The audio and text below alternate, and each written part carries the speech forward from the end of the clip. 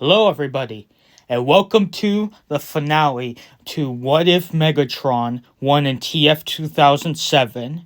Now, let's not waste any more time, and let's see how the story ends. We continue off with the Autobots meeting the Knight who has entered the Knight's Templar. This Knight reveals his name to be Vector, or Vector Knight. He then explains that he was a guard for Quintessa's prison, but when she awoke, he couldn't stop her, and he was the only one who managed to escape her wrath, thanks to the sacrifice of his other fellow knights. But since then, he's watched everything that's been going on, and once Unicron awakened, he began searching for allies to aid in the fight against him. But once he heard of them, he knew he had finally found help to defeat the Mad Titan. Vector would then explain who Unicron is and how Quintessa's staff is the only thing that can kill him. Ironhide, upon hearing this, says then they need to plan an attack on him, but they will need to also get past his heralds if they have any chance of actually defeating Unicron.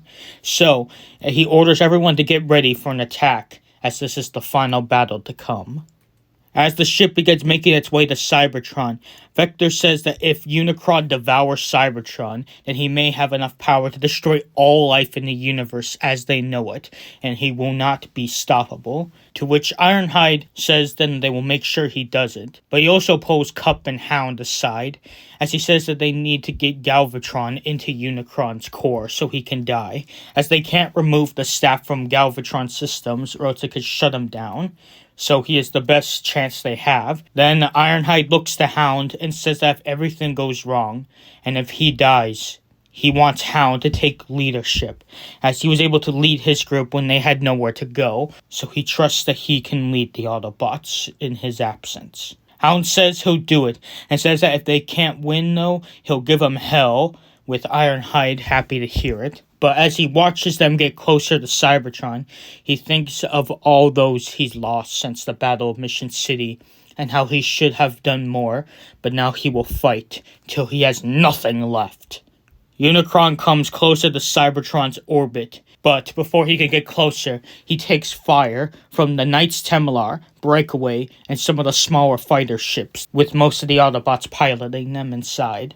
Unicron sends his heralds after them, so they begin to fight the Autobots. The Autobots have their ships disabled pretty quickly, but they are all equipped with jetpacks, so are able to fight the cons in space while worrying about floating away. But things get bad when the sea cons combine into Piranhacon, and they kill Topspin and Daytrader. So, Leadfoot, Roadbuster, and Scorn face the Combiner.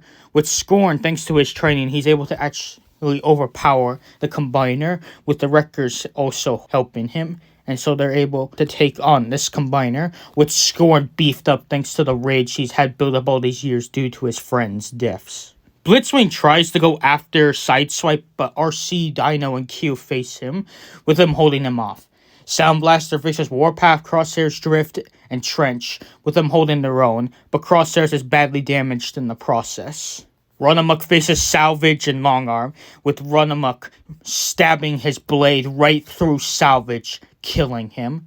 To which Longarm is enraged, so he faces him, with Longarm managing to stab him, and he says that this is for everyone you hurt during both of your lives, as Barricade, Runabout, and now Runamuck.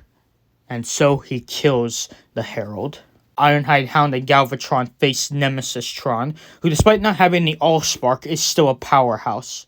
Ironhide jumps at him and says he's going to tear him apart for everyone and everything he's done, with him managing to break his battle mask. But Nemesistron stabs his blade into Ironhide, damaging him badly. However, Galvatron attacks him and uses the power of the staff, and he beats the slag out of Nemesistron, with him blasting him deep into Unicron's body. So for the moment, Nemesistron is out of the battle. However, Unicron is close to Cybertron and is about to reach it any moment now. Ironhide sees this and knows Galvatron has to get to his core, but Galvatron is taking a lot of damage from Nemesistron, and he might not be able to make it in time. So Ironhide knows there's only one option left. So he looks to Hound and asks him to make up on his word, with Hound agreeing. So Ironhide then calls Jolt to him, and Ironhide's last words are, "Till all are one." as he does the only thing that can help this situation and rips his own spark out like Jetfire did in Revenge of the Fallen.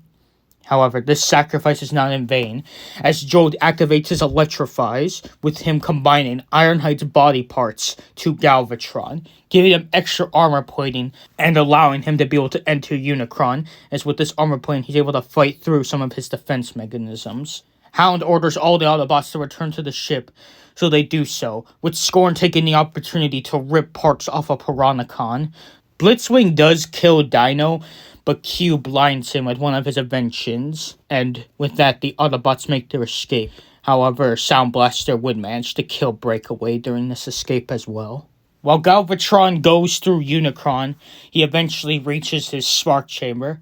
Galvatron says Unicron killed the humans, his creators, and his world, so this is his payback, and if he had a soul, he'd say, "See you in hell." Then, Galvatron opens his chest, and the staff's full power is unleashed. And even though Unicron has his and the Allspark's power, it isn't enough, as his body and spark and his very existence is destroyed in the explosion, which ends up killing him.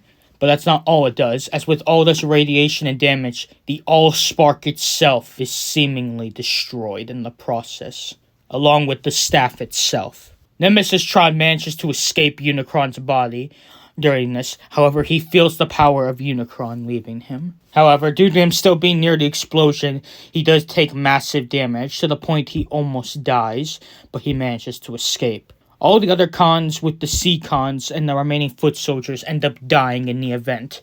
However, Blitzwing and Sound Blaster and Ravage manage to escape with Nemesistron. All the Autobots look and are happy to see it finally be over, but are sad by the death toll, and the fact that the Allspark itself seems to be gone. But then they see something floating in the space debris. It's the remaining cons, and so they have them brought in. Everyone looks to Hound for his orders, to which he orders all of these Decepticons to be locked up, except Megatron, as Hound walks up to him and says that while he is the leader and he will never stop fighting for the cause Optimus and Ironhide died for, he ain't gonna show him mercy. So he loads his gun and shoots Megatron right in the head, killing him once and for all. Starscream, Soundwave, and Ravage are imprisoned in the cells until their trial can be made. The Autobots are still sad about what has happened to the Allspark, but Hound says that while they can't make new life without it, they can and will continue to live their lives that they still have for all those that died, Cybertronian, human, or other. And with that, all the Autobots agree as they have the ship fly down to Cybertron's surface.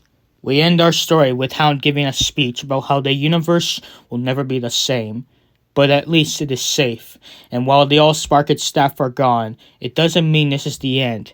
It's just a new step to the story of their people. And we see that coming true as ships from across the universe get this signal, and so they leave the planets they have nested on, and they return home to their original home, as Hound and the Autobots wait for them to arrive. And finally, the last thing we see is the Allspark's energy, as if we remember what the Fallen says, it cannot be destroyed, it can only transform. And so, the wisdom and power of the Allspark flies across the universe, becoming what some would call the Underbase.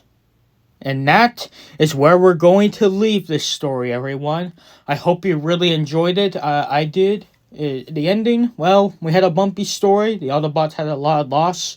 Even this, they still faced a lot of loss, but hey, they made it out in the end. And you know, not every story that starts bleak will end bleak. There's still hope after all. Anyways, I'm really glad you enjoyed it, if you did. And I will see you guys next time in What If Tarn and the DJD were in TF Prime. I can't wait to show you that story. That's going to be a shorter story, I will let you know. At most, it's going to be 3 parts, but you'll see what I do for that story.